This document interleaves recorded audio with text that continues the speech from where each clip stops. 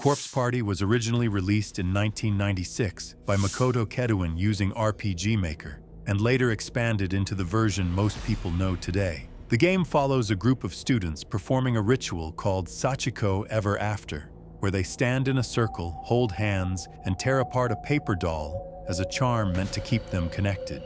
The ritual works, just not in the way they expected, because instead of bringing them closer together, it sends them somewhere else. They wake up inside Heavenly Host Elementary School, a place that was torn down years earlier after a series of murders involving children.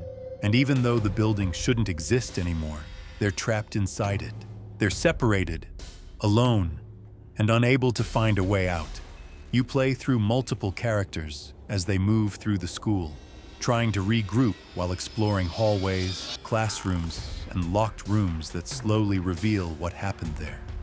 As you go deeper, you start finding notes left behind by other students who were trapped before you. And these aren't just hints or vague messages. They're detailed accounts of what those people went through. One note describes being locked in a room for days with no food, waiting for help that never comes, while another talks about hearing footsteps outside the door and hoping it's someone safe, only for the sound to stop completely.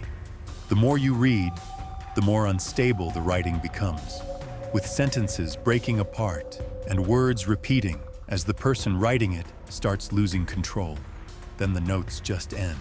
At some point, you make a mistake, a wrong decision that shifts everything, and the game doesn't cut away from what happens next. A character follows a voice and disappears. Another gets trapped in a space with no exit while something begins moving toward them. The scene holds long enough for you to understand there's no way out before the game resets. You continue playing, but now you know what can happen. There are dozens of these outcomes, and each one is detailed enough that it stays with you even after you're sent back. The game builds everything around silence, with no constant music guiding you, just footsteps, distant sounds, and things moving somewhere you can't see. Sometimes nothing happens. Other times, it already has. As you explore further, the story behind the school begins to come together through fragments, with Sachiko Shinozaki's name appearing over and over again, tied to the original incident in ways that never fully resolve into one clear explanation. The school itself doesn't follow normal rules, with different groups of students trapped in separate versions of the same space, never seeing each other but leaving behind proof that they were there. Some of them don't make it out, and when they disappear, there's no final moment or explanation. They're just gone. And the school stays the same.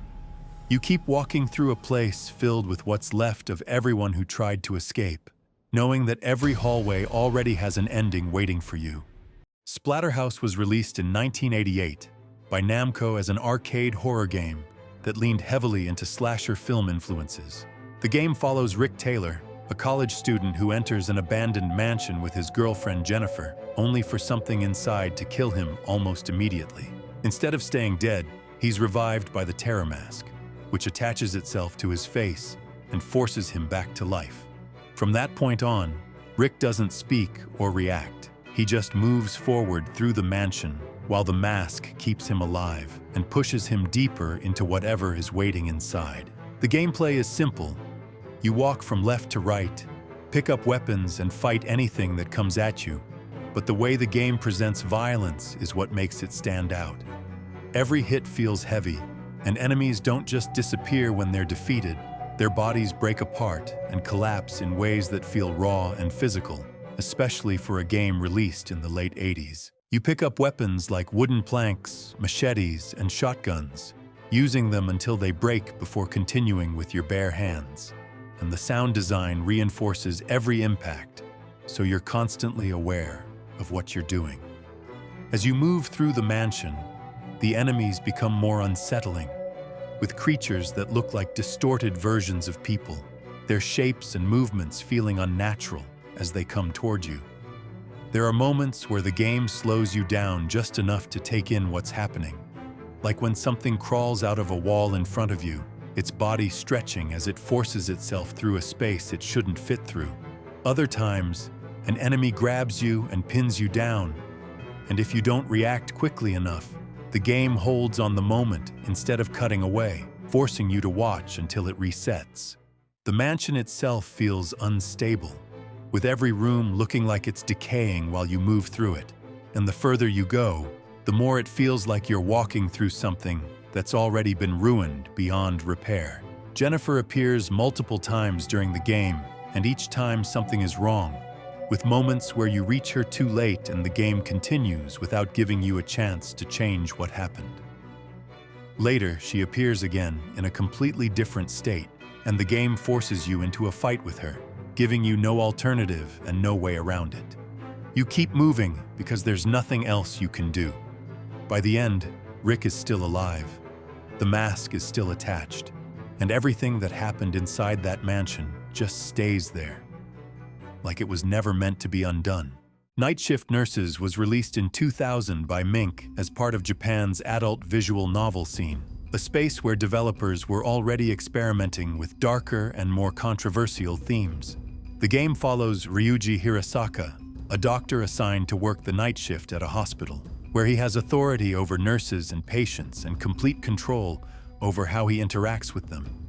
The structure is built around choice, with each interaction affecting the mental state of the characters around you. And over time, the game tracks how those characters change depending on what you decide to do. At first, those changes are subtle, with dialogue shifting slightly and reactions becoming less confident. But as you continue, the differences become more noticeable. Characters begin hesitating before they speak, their responses become shorter, and their behavior starts to feel off in ways that are hard to ignore.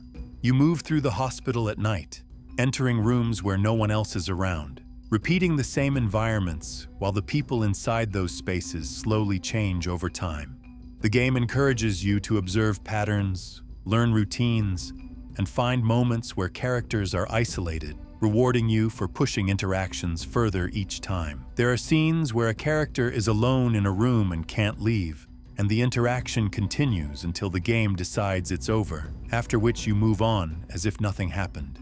As you keep playing, the characters begin to feel completely different from how they started, with their tone, behavior, and presence shifting into something detached and unresponsive. The game tracks this progression like it's something you're meant to achieve, with each change being treated as forward movement rather than something to question. The setting never changes, with the same clean hospital rooms and quiet hallways repeating, while everything happening inside them becomes harder to ignore. When the game reached audiences outside of Japan, organizations like Equality Now pushed for action against titles like this, focusing on how the mechanics place the player in control of everything that happens. You choose how far it goes, and the game continues as long as you do. Mad Father was released in 2012 by Sen as a freeware RPG maker horror game that quickly gained attention online. The game follows Aya Drevis, a young girl living in a secluded mansion with her father, a doctor known for his research, and from the outside everything seems controlled and quiet. One night, Aya wakes up to the sound of movement throughout the house, with doors opening, objects shifting, and voices echoing through rooms that should be empty. As she steps outside her bedroom, the mansion is no longer the same, with figures moving through the halls and bodies appearing in places where nothing should be. These aren't just spirits or shadows. They're the results of her father's work, people who were experimented on and left in states that don't feel complete or stable. You move through the mansion as Aya, unlocking doors and solving puzzles while trying to find her father. And as you go deeper, the house begins to reveal what was happening behind closed doors. Rooms are filled with surgical equipment, tables covered in tools, and notes left behind describing experiments in detail, with each piece adding to a picture that becomes harder to ignore. You begin to understand that the people in the mansion weren't accidents, they were subjects. There are moments where you enter a room and see what's left of someone, their body altered in ways that don't fully make sense, still reacting to your presence as you move past them. The game holds on these moments just long enough for you to process what you're seeing before continuing. As you keep going, the information becomes more direct, with records describing how people were brought into the mansion and what was done to them after that. Some of them were still alive during it. The deeper parts of the mansion feel more confined, with tighter spaces and less distance between you and what's around you, creating moments where you have to move quickly or find a way out before something reaches you. Aya continues forward, and as the player, you piece together the truth behind her father through everything you find. He never stopped. Everything in the mansion exists because of him, and every room is part of that record. By the time you reach the end, the game forces you to decide what to do with that truth, and whatever choice you make, the events of the mansion remain exactly as they were. Cosmology of Kyoto was released in 1993 by Soft Edge as an experimental exploration game built around Buddhist cosmology and medieval Japanese beliefs. You're placed into a version of Kyoto with no clear objective, no direct guidance, and no structured path. Just a city filled with temples, streets, and figures drawn from religion, folklore, and history. The idea behind the game was educational, meant to teach players about how people once understood life, death, and what comes after. But the way it presents that information makes it feel much heavier than expected.